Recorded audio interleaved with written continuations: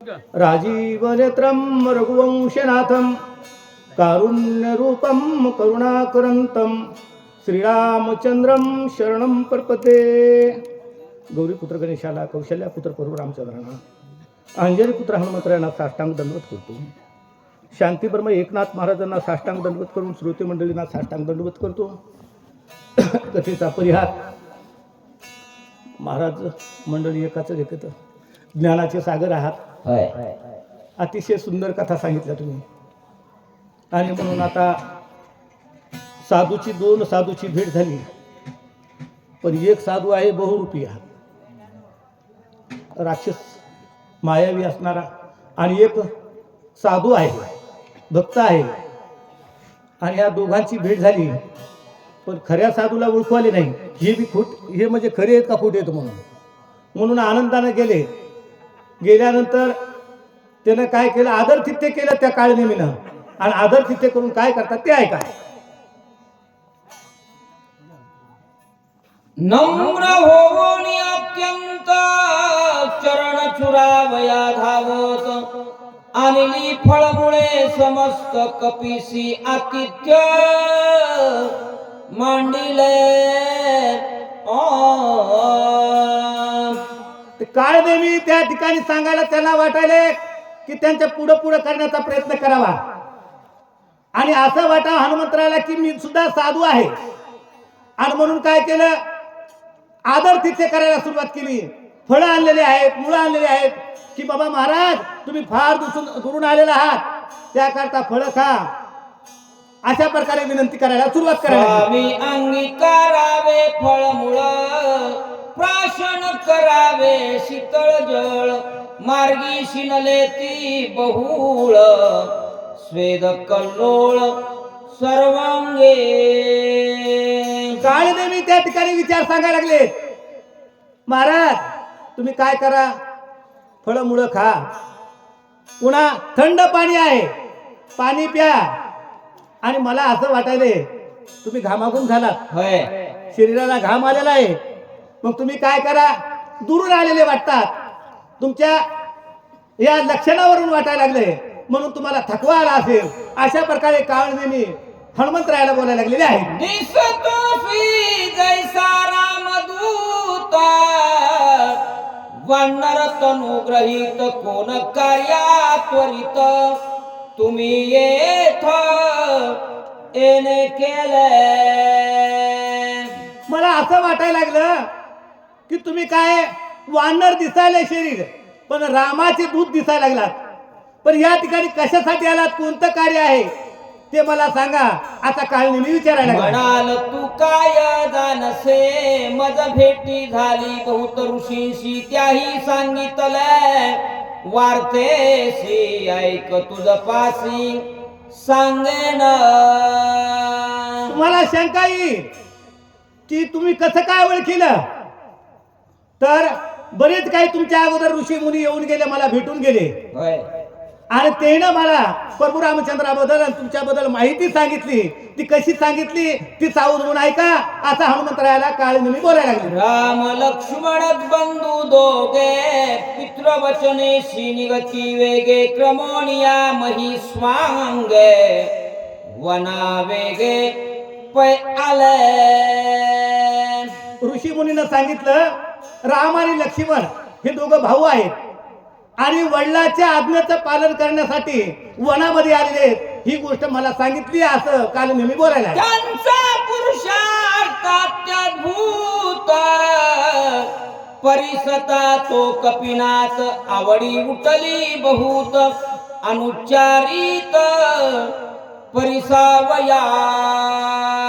काय सांगावा त्या राम लक्ष्मणाचा पुरुषार्थ, महान पराक्रमी योद्धे आहेत असं म्हणल्याबरोबर हनुमंतरायाला अतिशय आनंद झाला। म्हणजे वा, माझ्या गुरुचंच चरित्र सांगायला लागले, म्हणून अतिशय आनंद झाला, गोडी उत्पन्न झाली। आणि आता असं वाटायला लागलं ते विसरूनच गेले आपण कोण्या कार्याला आलो, आणि वाटायला रामचरित्रच ऐकावा, प्रभू रामचंद्राची कथा ऐकावा असं हनुमंतरायाला वाटायला। स्वयंवरी भंगिले हर कोदंड, रावणाचे काळे तोंड झाडिले भार्गवाचे, बळबंड यश प्रचंड घेतले।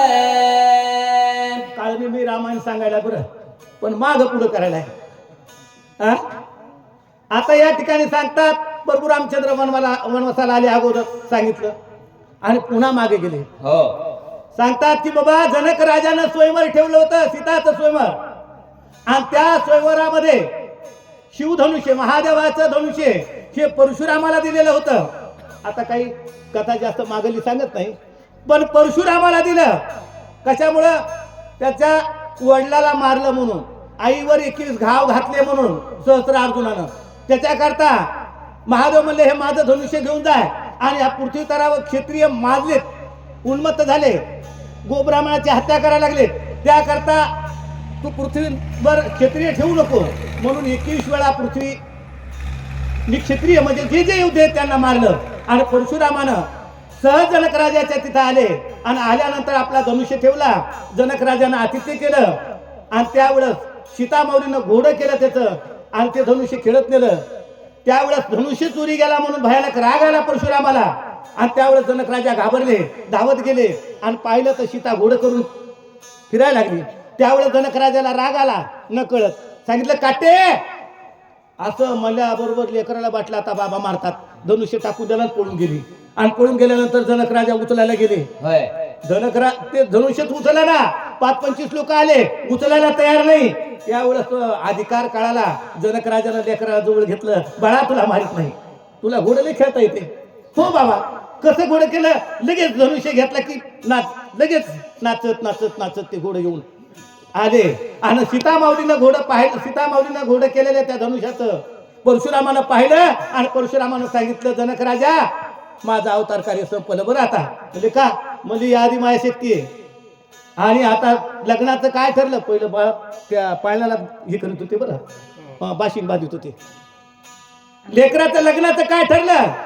सांगितलं अजून काही नाही. म्हणले तू आता हे माझा धनुष्य इथं ठेवतो, जो कोणी या धनुष्याला दूर लावीन त्याला तुझी पोरगी देऊन टाक. असं म्हणल्यानंतर तो ठेवला. आणि मग उपवर झाल्यानंतर ते धनुष्याचा पण ठेवला. सर्व राजे लोकांना बोलिलं. आणि रावण बगर अवताराचा आला, त्याला बोलिलं नव्हतं. आणि आल्यानंतर त्यानं अहंकारानं उचलण्याचा प्रयत्न केला. पण या ठिकाणी नाथबाबा सांगतात की त्याला त्या धनुष्यानं घोषिलं, फजिती झाली, बरगाड्या मोडल्या. आणि कसं तरी 5-50 लोकांना ते धनुष्य बाजूला काढलं. आणि मग जनक राजा सर्व लोकांना सांगितलं बाबा धनुष्य उचलायला कोणीतरी आहे का? कोणीच उचलायला तयार नाही. आणि त्यावेळेस म्हणले या पृथ्वी तलावर क्षत्रिय कोणी राहिला नाही का? हा शब्द प्रभू रामचंद्राला सहन झाला नाही.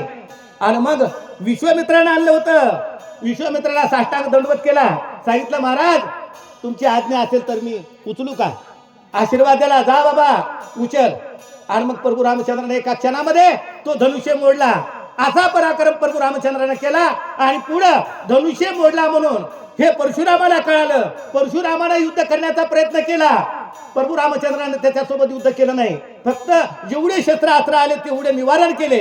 आणि मग सांगितलं रामा तुला शस्त्राचं निवारण करता येतं पण युद्ध करता येत नाही. त्यावेळेस सांगितलं मी ब्राह्मणावर आणि गायीवर हत्या करत नाही, स्त्रीवर हत्या म्हणजे हत्यार चालवत नाही. असं म्हणल्यानंतर धनुष्य घेतला, बाण लावला. आणि मग परशुराम घाबरला. परशुरामानं सांगितलं रामा मारू नका, मारू नका. आणि त्यावेळेस सांगितलं माझा अहंकार छेदन करा, माझं कार्य संपलं, अहंकार नाहीसा झाला. म्हणून परशुरामाचं या ठिकाणी काय केलं? गर्व हरण केला. असा पराक्रम प्रभू रामचंद्राने केला. असा काळ निमित्त सांगायला लागला. तिथे समवेत दोघे जण वना निघाले आपण मारोणी राक्षस दारुण वाळी ही जाण मारिला. वनाला निघाले. आणि मग वनामध्ये येत असताना बरेच काही मोठमोठे राक्षस मारले. आपण कथा ऐकलेली असती, अरण्यकांडामध्ये तुम्ही सर्वांना कथा ऐकलेली की खर दूषण त्रिशरा सांब नावाचा राक्षस 14,000 राक्षस एका क्षणामध्ये मारले. एवढंच नाही, वाली दुराचारी झाला, दुष्ट विचार केले म्हणून वालीला सुद्धा मारलं. असा पराक्रम प्रभू रामचंद्र केला. वानर सैन्यापेसे केले ते वानर तनू देखील म्हणून पुसीले उत्तर. वालीला मारलं, सुग्रीव आनंद भावानं शरण गेला होय आणि सर्व वानर सेना प्रभू रामचंद्राला शरण गेली. म्हणून हे वानर शरीर तुमचं दिसलं म्हणून तुम्हाला विचारलं, तुम्ही वानर आहात आणि तुम्ही रामाचेच भक्त असतात असं मला वाटायला लागलं. स्वागत असो गा तुझ सनात करावे मज जरी दे कशी अधिकार बोध जीवीचे गुज तुझ सांग. आता काल मी सांगायला लागला की बाबा मला वाटायला आनंद झाला, तुम्ही रामाचे भक्त आलात. आणि मग माझ्या मनातलं सांगतो की तुम्ही मला काय करा, सनात करा, म्हणजे मला काहीतरी सेवा घडू द्या आणि या जन्माचं माझं सार्थक होऊ द्या. दोन अर्थानं बोललं बरं का नाही.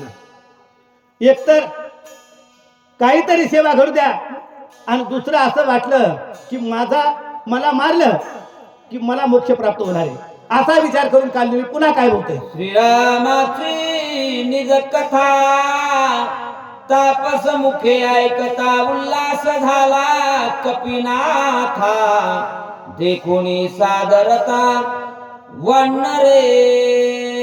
माझ्या प्रभू रामचंद्राची कथा सांगायला हा महात्मा माग पुढे झालं रामायण.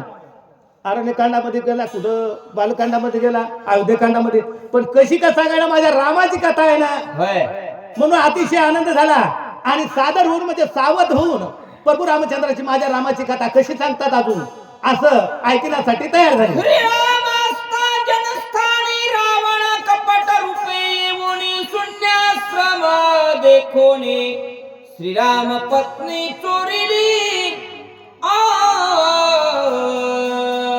आणि मग आता सांगतात की बाबा काय झालं, जनस्थानामध्ये प्रभू रामचंद्र राहत होते.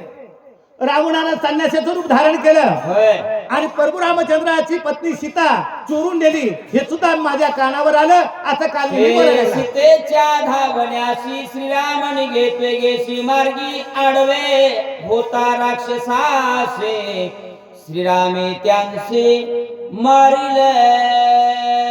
सीताचा शोध करण्यासाठी राम आणि लक्ष्मण निघाले आणि मध्ये काही राक्षस आले. त्या सर्व राक्षस जे राक्षस आले त्या सर्वांना राक्षसाला प्रभू रामचंद्रानं आणि लक्ष्मणानं मारलं असा काल मी सांगायला लागला. वाळीने पिडून सुग्रीवासी हरिले स्त्रियानी राज्याशी रामे मारोनी त्याशी सुग्रीवासी स्थापिले. त्यावेळेस पुन्हा आता सांगतात की किल्लाकांडामधली कथा सांगायली. वा काय झालं, वालीनं सुग्रीवाची पत्नी आणि राज्य हिरावून घेतलं आणि त्यावेळेस सुग्रीव प्रभू रामचंद्राला शरण गेले आणि प्रभू रामचंद्राने काय केलं, वालीला मारलं आणि त्याचा राजा आणि त्यांची पत्नी सुग्रीवाला दिली आणि म्हणून आनंद झाला. सर्व वानर प्रभू रामचंद्राला शरण गेले. सुग्रीव राजा महावीर सकळ वानराचे भार झाले श्रीरामाचे किंकर बद्धोपकार होणे. किष्किंधेचा राज्य सुग्रीवाला दिलं. अतिशय आनंद झाला सुग्रीवाला आणि काय केलं, आपल्यावर कृपा केली आणि म्हणून त्या कृपेची उपकार करण्यासाठी होय. सर्व काही आम्ही आता सर्व वानर सेना तुमच्या अधीन झालो असं सुग्रीवानं सांगितलं आणि सर्व आपलेशी झाले असं वर्णन करायला लागले. दोघं पडिले अति सख्या समुद्री शिळा बांधिल्या देख न लागता निमेष एक लंका सम्मुख येथे झाले. तिथून निघाले आणि निघाल्यानंतर 400 कोसाचा समुद्र होता. आता पलीकडे कसं जायचं म्हणून काय केलं, एका क्षणामध्ये समुद्रावर पूल बांधला आणि पूल बांधून आता लंकेच्या जवळ आले असं काल नेहमी सांगायला लागले. युद्ध झाले घोरांधर रावण प्रधानादी कुमार मारिले सैन्य झुंजार मारिले समग्र एक एक. त्या लंकेमध्ये घनघोर युद्ध झालं आणि युद्ध झाल्यानंतर रावणाचे बरेच काही प्रधान मारले, सैनिक मारले, पुन्हा मुलं सुद्धा मारले. असं घनघोर युद्ध झालं असं मला कळालं असं काल नेहमी बोलायला लागला. गेहोनी ब्रह्मशक्ती आपण हृदय सौमित्राचे लक्षुण शक्ती दारुण हानितले. आता हनुमंतरायाला वाटायला लागले की बा आपण काही सांगावं, कशासाठी आलो काय.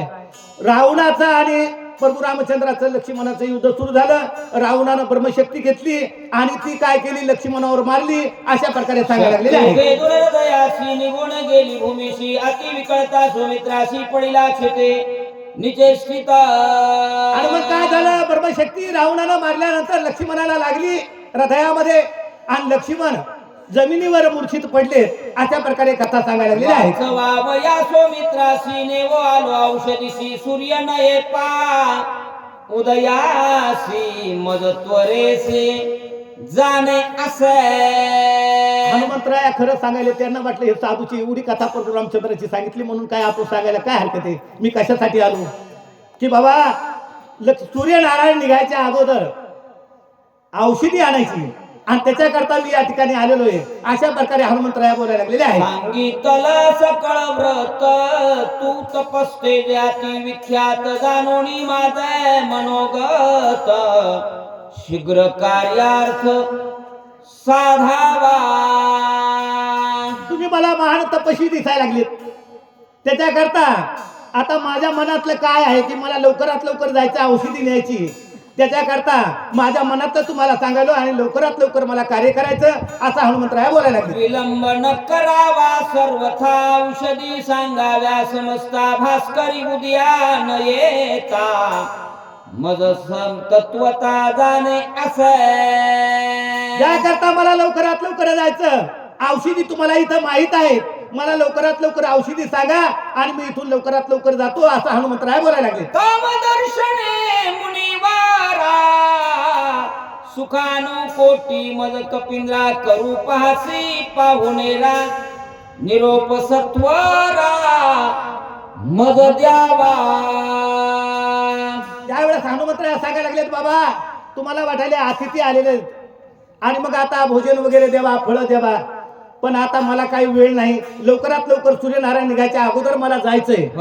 त्याच्याकरता मला निरोप द्या, मला जाऊ द्या असं हनुमंतराया विनंती करायला लागले. सेविता सज्जन ग्रहित उदक अंतर पुनीत होय देख प्राप्त होय जरी अन्नादिक ब्रह्म सुख देख तो पावे. शास्त्र सांगत आहे पाणी कोणाचं प्यावा, अन्न कोणाचं खावा. तर सज्जनाच्या घरचं जर पाणी प्यालं तर शरीर पवित्र होतंय आणि सज्जनाच्या घरचं जर अन्न खाल्लं तर त्याला मोक्ष प्राप्त होतंय, स्वर्ग प्राप्त होतंय. पण अन्न सज्जनाचं पाहिजे.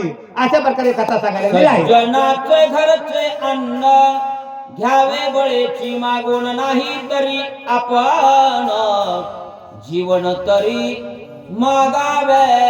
सज्जनाच्या घरचं अन्न घ्यायला पाहिजे, नाही तर पाणी का होईना पण मागायला पाहिजे. अशा प्रकारे बोलायला लागले. हनुमंतराया सांगायला लागले. ब्रह्मादिका आलियाही ब्रह्मादिक सज्जनांना न पवती देख हे घडले गा प्रत्यक्ष गोपाळ सकळ काला करीती. आणि म्हणून आता या ठिकाणी सांगतात सज्जनाचं अन्न कसं असतंय. तर पहा सर्व गोपाळानं काय केलं, कृष्ण भगवंतानं गोपाळ मिळवले आणि सर्वांना गोपाळ काला करून खात होते. अशा प्रकारे वर्णन सांगायला लागलेले आहे. म्हणून घ्यावे फळ मुळासी तरी मी आलो राम कार्यासी न जाता स्वामी कार्य सिद्धीसी सर्वता आहारासी नसेवो. आणि म्हणून मी आता फळ काहीच घेणार नाही. तर मी प्रभू रामचंद्राच्या कार्यासाठी आलो आणि अजिबात कशाला हात लावणार नाही. माझं कार्य करायचं असं हनुमंतराया बोलायला लागले. सांडून स्वामी कार्यार्था जो पुढे घालील उदर चिंता तो महापापी तत्वता अद्दपाता जाय वेगी. आणि म्हणून या ठिकाणी सांगता साधूचं कार्य कसं असतंय, स्वामीचं मालकाचं काम काय आहे. जर स्वामीचं मालकाचं कार्य जर न करता आपण स्वतः जर जेव्हा स्वार्थ साधवला तर त्याला नरकाला जावं लागतंय असं शास्त्र सांगायला लागलेलं आहे. या लागी स्वामी कार्य न होता पूर्ण न करी फळ मूळ भोजन तुझिया आदरा लागी जाण उदक पान करीन. त्याकरता मी आता फळमुळं काही खाणार नाही. पण तुम्ही अतिशय आदर करायला लागलात त्याकरता मी पाणी पितो. अशा प्रकारे बोलायला लागलेले आहे. कुंडलिका वरदे हरी विठ्ठल ज्ञानदेव तुकाराम रामकृष्ण हरी. वाचक श्री हरिभक्त